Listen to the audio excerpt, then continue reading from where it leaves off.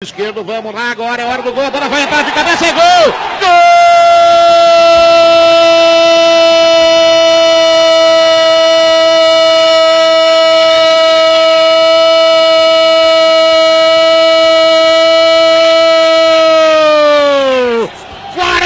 43 minutos de partida. Kleber Santana levantou a bola vai para o interior da grande área. O zagueiro da Chape, o Diego, foi de encontro da bola. O toque de cabeça.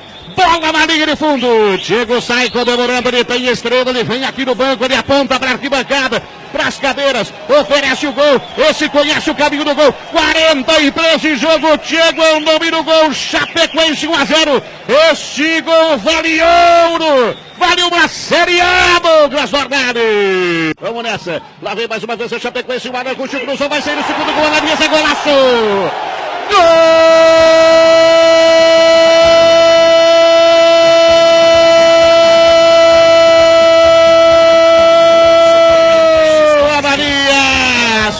Alô, Série A 2017.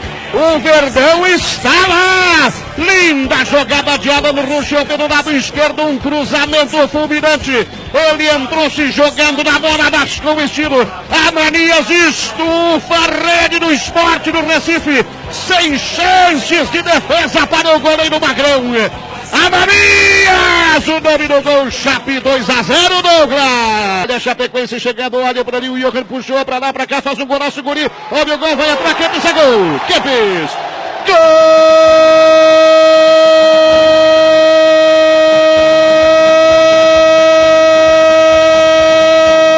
Para lavar a alma do torcedor verde e branco, o nome do gol é Kempis. 44 minutos e meio de partida. Linda jogada de Johan, escorada de bola, encheu o pé, o Kempis amplia o marcador.